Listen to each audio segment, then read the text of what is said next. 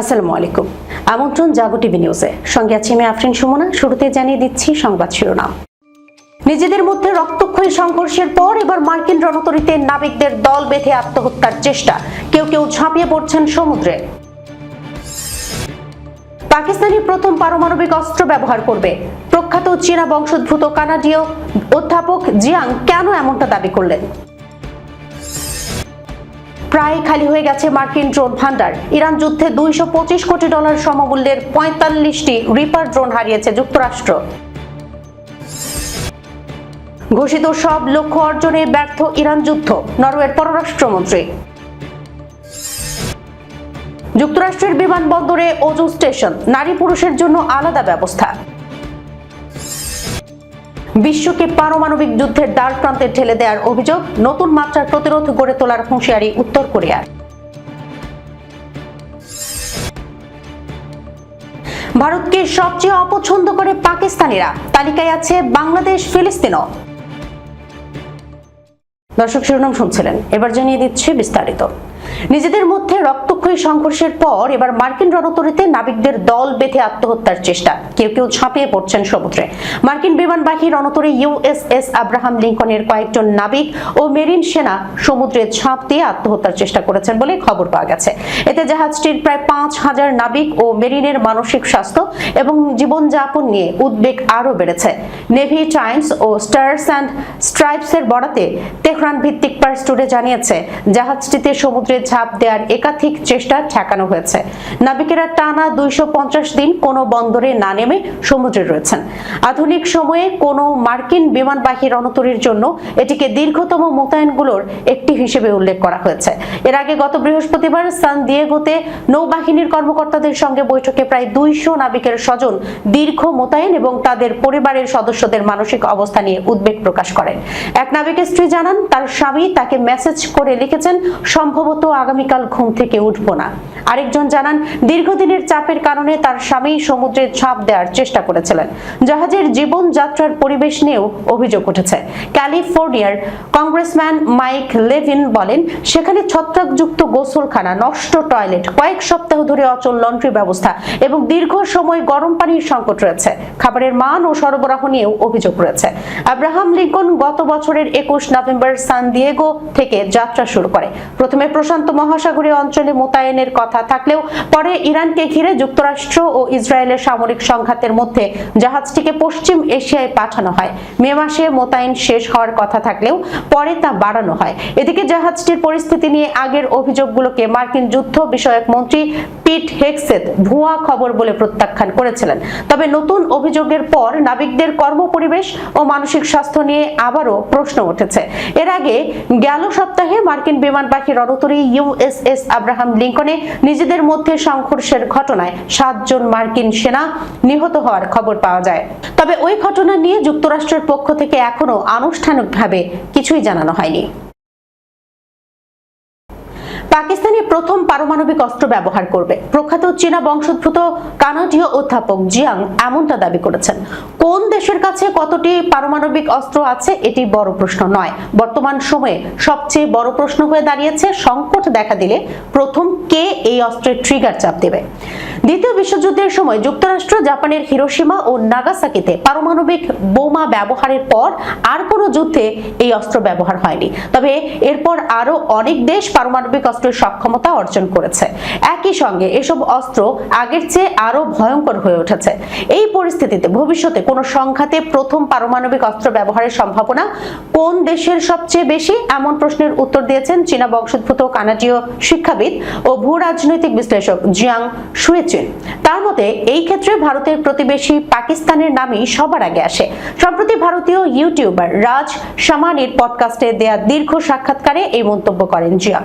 সাক্ষাৎকারটির video গত 11 August প্রকাশ করা হয়। প্রায় 2 ঘন্টার ওই আলোচনায় ভবিষ্যৎ সংঘাতে পারমাণবিক অস্ত্র ব্যবহারের সম্ভাবনা নিয়ে কথা বলতে গিয়ে তিনি বলেন, ভারত বা পাকিস্তানের মধ্যে কোনো একটি দেশ প্রথমে পারমাণবিক অস্ত্র ব্যবহার করতে পারে, তবে তার অনুমান পাকিস্তানের সম্ভাবনাই বেশি। নিজের বক্তব্যের একটি ব্যতিক্রম তুলে ধরে জিয়াং বলেন, যদি আমাকে অনুমান করতে হয় কোন দেশ প্রথমে পরমাণু অস্ত্র ব্যবহার করতে পারে, তাহলে বলবো ভারত বা পাকিস্তান, সম্ভবত পাকিস্তান। জিয়াং এর বিশ্লেষণ বিশ্লেষণের কেন্দ্রে রয়েছে ভারত ও পাকিস্তানের পারমাণবিক নীতির পার্থক্য। তার মতে দুই দেশের পারমাণবিক কৌশল এক নয়। ভারত দীর্ঘদিন ধরে নো ফার্স্ট ইউজ বা আগে পরমাণু অস্ত্র ব্যবহার না করার নীতি ঘোষণা করে আসছে। প্রায় খালি হয়ে গেছে মার্কিন ড্রোন ভান্ডার। ইরান যুদ্ধে $225 কোটি সমমূল্যের 45টি রিপার ড্রোন হারিয়েছে যুক্তরাষ্ট্র। দেশটির যুদ্ধের আগের মোট রিপার ড্রোনের প্রায় 25% এতে হারিয়েছে। এই ঘটনায় ভবিষ্যতে বড় ধরনের সামরিক সংঘাতে ড্রোনের সরবরাহ নিয়ে উদ্বেগ তৈরি হয়েছে। সন্ধ্যায় 3 মার্কিন কর্মকর্তার বরাত দিয়ে দ্য ওয়াশিংটন পোস্ট এই তথ্য জানিয়েছে। মার্কিন কর্মকর্তাদের একজন জানিয়েছেন, সবকটি ড্রোন ইরানের আকাশ প্রতিরক্ষা ব্যবস্থার হামলায় ধ্বংস হয়নি। কয়েকটি ক্ষেত্রে ড্রোনের সঙ্গে নিয়ন্ত্রণ কক্ষে থাকা পরিচালনাকারীদের যোগাযোগ বিচ্ছিন্ন হয়ে যায়। তবে এসব ঘটনার বিস্তারিত কারণ জানা যায়নি। প্রতিবেদন সম্পর্কে মার্কিন প্রতিরক্ষা দপ্তর কোনো মন্তব্য করতে রাজি হয়নি। গত জুলাইয়ে এক মার্কিন প্রতিরক্ষা কর্মকর্তা জানিয়েছিলেন, ইরান প্রায় 30টি রিপার ড্রোন ভূপাতিত করেছে। যুদ্ধ শুরুর পর থেকেই ইরান নিয়মিত এসব ড্রোন ভূপাতিত করার দাবি করে আসছে। MQ-9 রিপার যুক্তরাষ্ট্রের গুরুত্বপূর্ণ চালকবিহীন সামরিক বিমান বা ড্রোন। একটি রিপারের দাম সর্বোচ্চ প্রায় $5 কোটি হতে পারে। তবে ব্যবহৃত সরঞ্জামের ধরন অনুযায়ী কোনো ড্রোনের দাম এর চেয়েও কম। রিপার একটানা দীর্ঘ সময় উঠতে পারে। একই সঙ্গে এতে সর্বোচ্চ 1700 কেজি পর্যন্ত অস্ত্র ও অন্যান্য সরঞ্জাম বহন করা যায়। ফলে শত্রুপক্ষের লক্ষ্যবস্তুতে হামলার ক্ষেত্রে এটি গুরুত্বপূর্ণ সামরিক সক্ষমতা হিসেবে বিবেচিত হয়। ইরানের সঙ্গে যুদ্ধে যুক্তরাষ্ট্র ব্যাপকভাবে রিপার ড্রোন ব্যবহার করেছে। মে মাসে হাউস আর্মড সার্ভিসেস কমিটির শুনানিতে মার্কিন বিমান বাহিনীর chief of staff General Kenneth S Wilsbach বলেছিলেন, যুদ্ধের রিপার সম্ভবত সবচেয়ে গুরুত্বপূর্ণ ভূমিকা পালন করেছে।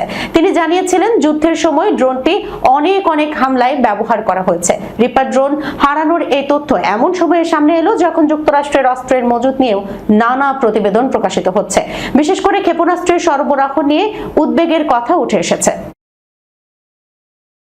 ঘোষিত সব লক্ষ্য অর্জনই ব্যর্থ ইরান যুদ্ধে। নরওয়ের পররাষ্ট্রমন্ত্রী স্পেন বার্থ এইডে বলেছেন, ইরানের বিরুদ্ধে চলমান যুদ্ধ তার ঘোষিত প্রাথমিক লক্ষ্য অর্জনে ব্যর্থ হয়েছে। এই যুদ্ধ ইরানের শাসন ক্ষমতার কট্টরপন্থী অংশ দুর্বল নয়, বরং আরও শক্তিশালী করেছে বলেও মনে করেন তিনি। গত ফেব্রুয়ারির শেষ দিকে ইরানের বিরুদ্ধে যুদ্ধ শুরু করে যুক্তরাষ্ট্র ও ইসরায়েল। আল জাজিরাকে দেয়া এক সাক্ষাৎকারে এইডে বলেন, ইতিহাসে এটা বেশ স্পষ্টভাবেই উঠে আসবে যে এই যুদ্ধ তার প্রাথমিক কোনো লক্ষ্যই অর্জন করতে পারেনি। নরওয়ে শুরু থেকেই এই যুদ্ধের বিরোধিতা করে আসছিল উল্লেখ করে এইডে বলেন, এই যুদ্ধ বুদ্ধিদীপ্ত কোনো পদক্ষেপ ছিল না এবং আন্তর্জাতিক আইনের সঙ্গেও সামঞ্জস্যপূর্ণ নয়। তিনি বলেন, বর্তমানে অনেক দেশই এই অবস্থানের সঙ্গে একমত হচ্ছে। হরমুজ প্রণালীতে নৌ চলাচল ব্যাহত হওয়ার বিষয়টিও তুলে ধরেন নরওয়ের পররাষ্ট্রমন্ত্রী। তিনি বলেন, 28 ফেব্রুয়ারি যুক্তরাষ্ট্র ও ইসরায়েল ইরানের বিরুদ্ধে প্রথম দফা হামলা চালানোর আগে হরমুজ প্রণালী উন্মুক্ত ছিল এবং এর জবাবে ইরান পাল্টা হামলা চালায়। এই যে বলেন, যুদ্ধ শুরুর আগে হরমুজ প্রণালীতে যে অবাধ নৌ চলাচল ছিল, অন্তত তার যতটা সম্ভব কাছাকাছি পরিস্থিতি আমাদের ফিরিয়ে আনতে হবে। তিনি বলেন, এখন যুদ্ধের অবসান ঘটানো এবং হরমুজ প্রণালী পুনরায় উন্মুক্ত করা অত্যন্ত জরুরি। আমি মনে করি এটা করা সম্ভব। যুক্তরাষ্ট্রের অন্যতম ব্যস্ত বিমানবন্দর ডালাস ফোর্ট ওর্থ আন্তর্জাতিক বিমানবন্দরে শৌচাগারে মুসলিম যাত্রীদের অজুর সুবিধার্থে বিশেষ ফুট ওয়াশ স্টেশন স্থাপন বা পা ধোয়ার ব্যবস্থা করা হচ্ছে। চলতি বছরের শেষ নাগাদ টার্মিনাল ডি এর শৌচাগারে এসব অজু স্টেশন স্থাপনের কাজ শেষ হওয়ার কথা রয়েছে। পুরুষ ও নারীদের জন্য পৃথক অজুর স্থান তৈরি করা হবে। Texas Department of Licensing and রেগুলেশনের নথি অনুযায়ী গত 31 জুলাই প্রকল্পটি আনুষ্ঠানিকভাবে নিবন্ধন করা হয়। প্রকল্পের আওতায় পুরুষদের শৌচাগারে একটি এবং নারীদের শৌচাগারে একটি করে বিশেষ অজু স্টেশন বসানো হবে। প্রকল্পটির ব্যয় ধরা হয়েছে প্রায় $3 লাখ। তবে এর অর্থায়ন বিমানবন্দরের নিজস্ব তহবিল থেকে নয়। প্রকল্পটি ব্যক্তিগতভাবে অর্থায়ন করা হচ্ছে। কর্তৃপক্ষ জানিয়েছে, সাধারণ শৌচাগারের বেসিনে পা ধোয়ার কারণে অনেক সময় মেঝে ভিজে ও পিচ্ছিল হয়ে যায়।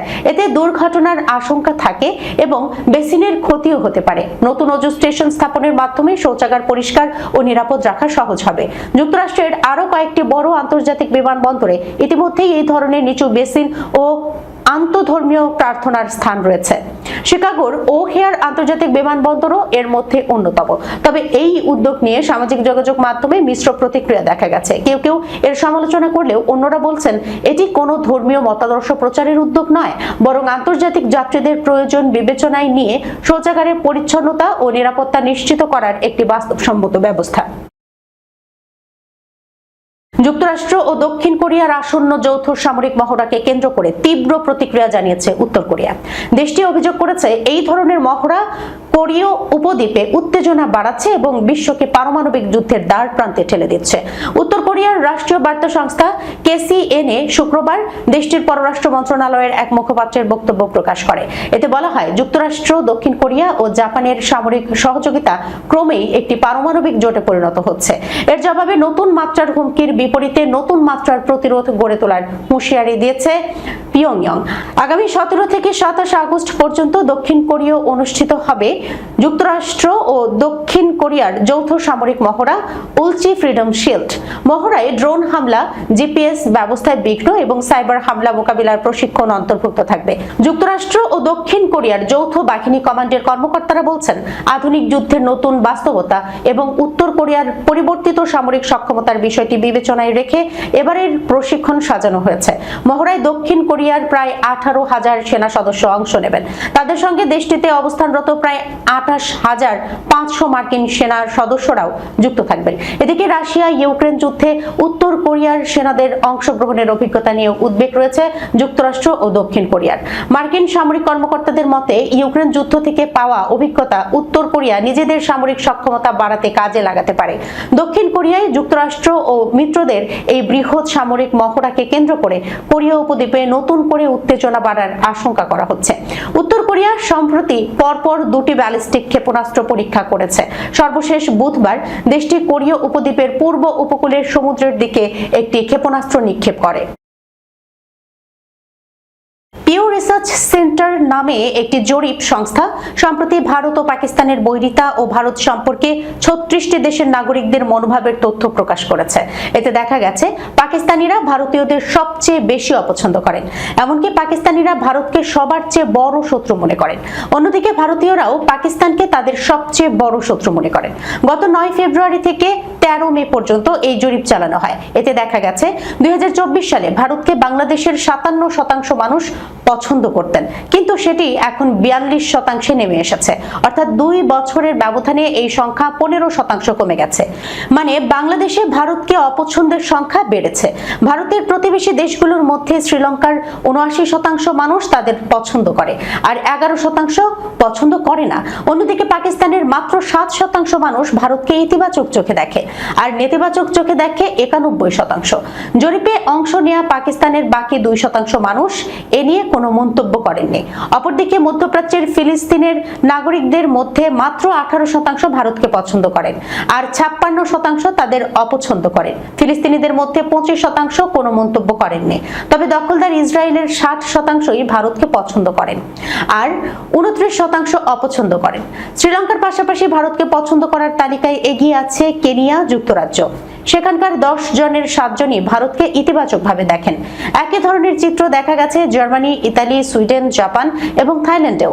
অপরদিকে আগে ভারতকে পছন্দ করলেও এখন অপছন্দের সংখ্যা বেড়েছে তুরস্ক, নাইজেরিয়ায়। সেখানে অপছন্দের সংখ্যা 10% বেড়েছে। প্রায় একই রকম চিত্র দেখা গেছে যুক্তরাষ্ট্র, ইন্দোনেশিয়া, দক্ষিণ আফ্রিকা ও মেক্সিকোতেও। দর্শক, এই ছিল এখনকার মতো জাগো টিভি নিউজে। যাবার আগে সংবাদ শিরোনামগুলো জানিয়ে দিচ্ছি আরো একবার। নিজেদের মধ্যে রক্তক্ষয়ী সংঘর্ষের পর এবার মার্কিন রণতরীতে নাবিকদের দল বেঁধে আত্মহত্যার চেষ্টা। কেউ কেউ ঝাঁপিয়ে পড়ছেন সমুদ্রে। পাকিস্তানি প্রথম পারমাণবিক অস্ত্র ব্যবহার করবে। প্রখ্যাত চীনা বংশোদ্ভূত কানাডীয় অধ্যাপক জিয়াং কেন এমনটা দাবি করলেন? প্রায় খালি হয়ে গেছে মার্কিন ড্রোন ভান্ডার। ইরান যুদ্ধে $225 কোটি সমমূল্যের 45টি রিপার ড্রোন হারিয়েছে যুক্তরাষ্ট্র। ঘোষিত সব লক্ষ্য অর্জনে ব্যর্থ ইরান যুদ্ধ, নরওয়ের পররাষ্ট্রমন্ত্রী। যুক্তরাষ্ট্রের বিমানবন্দরে অজু স্টেশন, নারী পুরুষের জন্য আলাদা ব্যবস্থা। বিশ্বকে পারমাণবিক যুদ্ধের দ্বার প্রান্তে ঠেলে দেওয়ার অভিযোগ, নতুন মাত্রার প্রতিরোধ গড়ে তোলার হুঁশিয়ারি উত্তর কোরিয়ার। ভারতকে সবচেয়ে অপছন্দ করে পাকিস্তানিরা, তালিকায় আছে বাংলাদেশ, ফিলিস্তিনও। এখনকার মতো এই পর্যন্ত। এতক্ষণ পর্যন্ত যারা সঙ্গে ছিলেন সবাইকে ধন্যবাদ। আল্লাহ হাফেজ।